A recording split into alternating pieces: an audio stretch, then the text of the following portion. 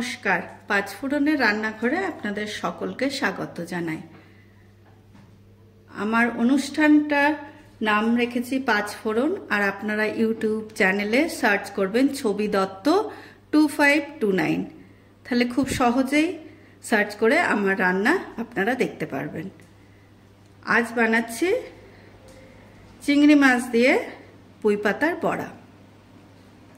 তো এই গরমের সময় কুচো চিংড়িটা খুব পাওয়া যায়, কারণ পুকুরে জলটা কমে যায়, তো একদম শুকিয়ে যায়, সেই সময় এই ছোটো চিংড়িগুলো খুব পাওয়া যায়। তা আমাদের এখানে তো ভীষণভাবেই পাওয়া যায়। তো চলুন দেখে নেওয়া যাক কী করে বানাচ্ছি। এর মধ্যে লাগছে পেঁয়াজ কুচি, চিংড়ি মাছ, এই পুঁই পাতা, আম, কাঁচা লঙ্কা, আর ব্যাটারটা বানাবো আপনার, তার জন্য আমি রেডি করে রেখেছি বেসন, চালের গুঁড়ো, লবণ, হলুদ, জিরে গুঁড়ো। এবার আমি চিংড়ি মাছ আর পেঁয়াজটা ভালো করে মশলা দিয়ে মাখিয়ে নিই। দিচ্ছি আদা বাটা আর কাঁচা লঙ্কা বাটা,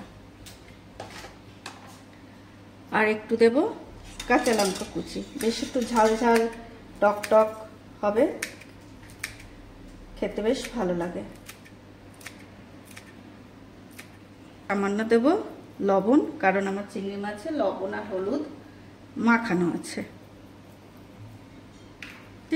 একটুখানি চিনি, যেহেতু আম দেব, আমটা একটু গ্রেট করে দিচ্ছি। আপনারা এটা স্কিপও করতে পারেন যদি পছন্দ না হয় টক জিনিস, কিন্তু আমার মনে হয় এই গরমে একটু টক টক খাবার খেতে বেশ ভালো লাগে। এটা এবার আমি সুন্দর করে মাখিয়ে নেব। মাখানো হয়ে গেছে। এবার আমি ব্যাটারটা জল দিয়ে মেখে নেব। মাখাটা বেশ পাতলাও হবে না আর খুব মোটাও হবে না, মাঝারি মাঝারি হবে।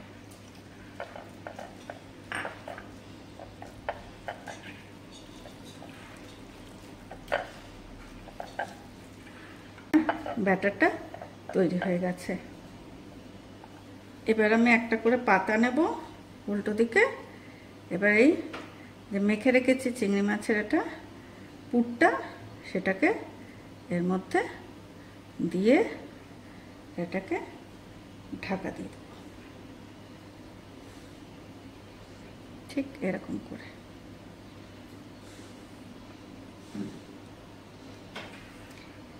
একটু বড় পাতা হলে খুব সুন্দর হবে, সেইভাবে দেখে নিতে হবে।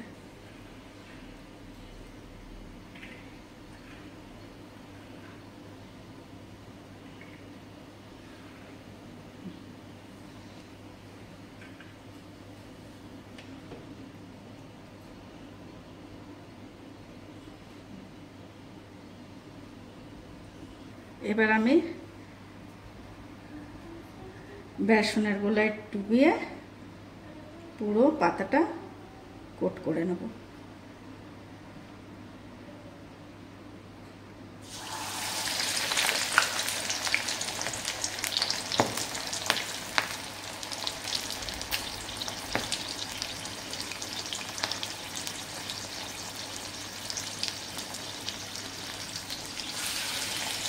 এটা গরম ভাতের সাথে খুব ভাল লাগবে, যেহেতু এখন গরমকাল, তো আমরা পান্তা ভাত খাই, অনেকেরই খুব পছন্দের একটা খাবার।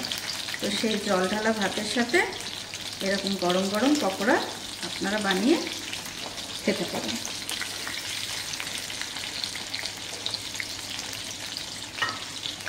সুন্দর করে বাদামি করে ভাজা হয়ে গেছে। একটু সময় নিয়ে ভাজতে হবে, কারণ ভেতরের পুরটা তো কাঁচা, সেটা যাতে ভাজা হয় ভালো করে, সেই জন্য একটু সময় নিয়ে ভাজতে হবে, তাড়াহুড়ো করলে চলবে না। চিংড়ি মাছ দিয়ে পুঁই পাতার বড়া তৈরি হয়ে গেছে।